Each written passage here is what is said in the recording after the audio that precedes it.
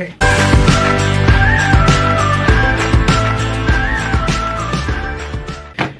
Let me just organize it. How I would rank it, honestly. Okay, this is kind of accurate. Okay, that was pretty easy. Hello everybody, welcome to my YouTube channel. Welcome to another book session. Oh my god. Originally, I was planning to do a Descendants video. I'm wearing this Disney sweatshirt villain because Descendants is more about the villains than the heroes and stuff. I mean, they're the side characters, but it's more on the villains. We're gonna be ranking the Disney Descendants series by Melissa Villacruz. I like how these books are kind of connected to everything. Like this girl is trying to connect the animation show into the movies, even though the movies basically in order, which really frustrates me, but whatever. So today we're gonna be ranking the 5 books of the Descendants franchise, and yes, I did do a review of the new one, the Wonderland one. Please make sure you check it out yourself and see my thoughts, and I would say just watch it first and so you can see how I would rank it in the series. But yeah, that's the new one and stuff. So further ado, let's just get right into it. I just can't believe I started reading this book when I was kind of like in high school, and now I'm like a young adult, so like I'm basically demographic. I'm literally at the character's age when they first started. So anyway, let's get right into it. So the last place, unfortunately, has to be the new one. Boop! This is Beyond the Isle of the Lost, the Descendants in Wonderland novel. This is the only book that is basically not really connected with the previous 4. I mean, it does, you kind of do learn a little bit what happens towards the, okay, this is a non-spoiler review by the way. So this is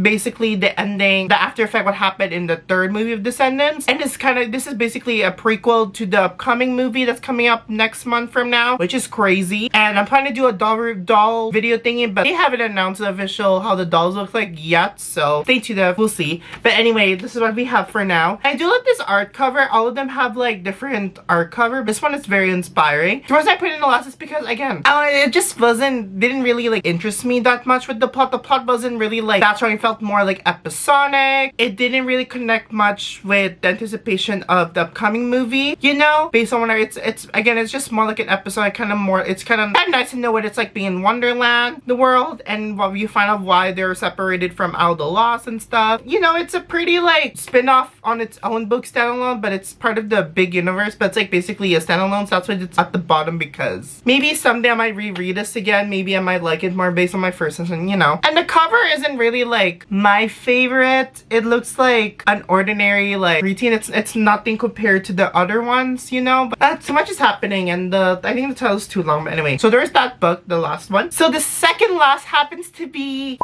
is Escape from the Isle of the Lost.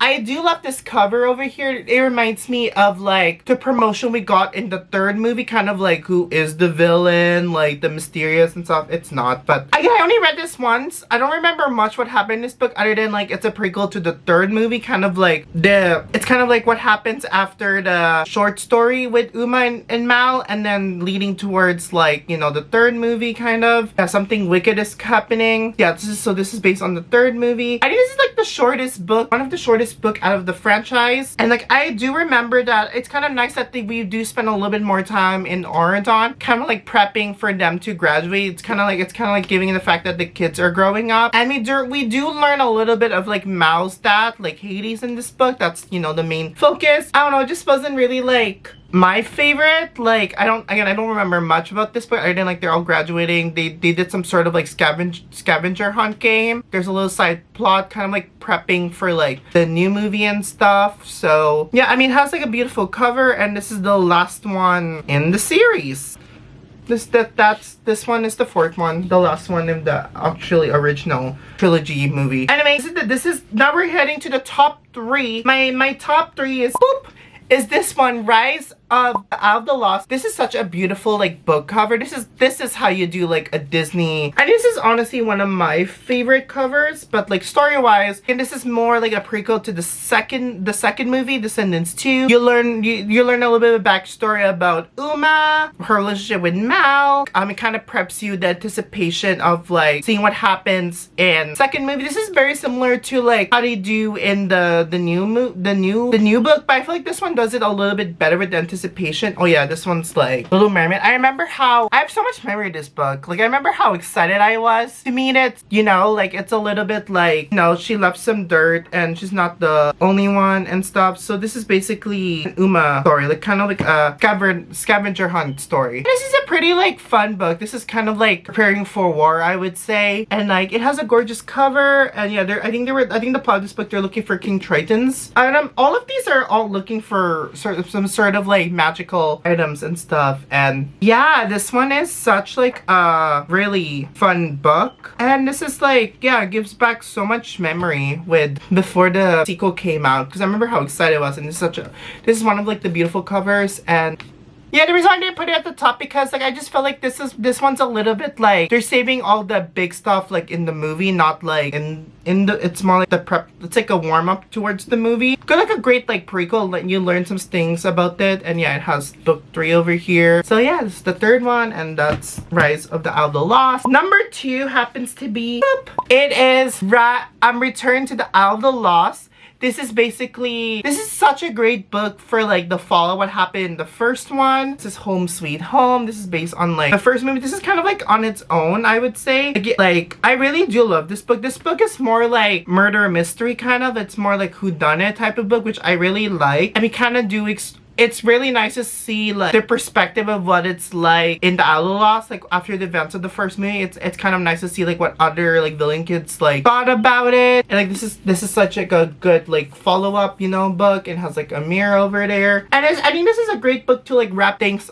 all up in the first one. It doesn't really like hint about the second one yet for this book, but this is like a great like follow-up and a great like wrap up on the things that were loose end and stuff. So yeah, this is a great like murder mystery book, and we do explore definitely more of the Isle of the Lost. And this is, you know, this is such like a fun book. And what I love about this book is how it also connects with all the characters from like Kid World, the web series, which I missed that show. That was such like a great Descendants show, honestly. Can you bring them back, please? So they kind of connect all the characters from this book, so that's pretty nice to continue with the continuation. This is such like a haunting like cover and stuff. So Sunny, the first one is obviously it's a classic. It's Boom. It's the Isle of the Lost, the prequel before the first movie. And this is the one that started it all. I remember I read this book like so many times, and this book is honestly like the prequel to like the first one. And this is one of my favorites because like I just remember having so much memory. I remember being so excited to read this book, so excited to learn about like the villain kids. I really do love the story of like how the gangs were formed and like this little like mind control game you have to do towards the end of this book. I remember, you know, I even did a project on this book when I was in high school. Yeah, this is a really great book. Gives you more deep appreciation of like the Disney villains. This is such a great like Disney fan, especially the villains. If you love the villains, like, you know, how does the Isle of the Lost work? A little bit of like a history with the gang, and it's a great way, you know, to start with the series. I think the first one's such an iconic, and I do love this book cover. It's very iconic. It's very eye-catching, and this is like the start of the Descendants franchise. You know, like I love it, and this book is just so nostalgic to me, and I part of my collection. Yeah, some of this I haven't touched in like years, so today's the day where I actually, you know, learn. So yeah, these are my rankings of it's literally my rankings literally like the polar opposite of the book cover. I was gonna put the second one as my favorite, but then like I just do love the nostalgia of the first one. You learn some things about all the Disney, how Eve, Jay, Mal, and Carlos like met this book. I don't know,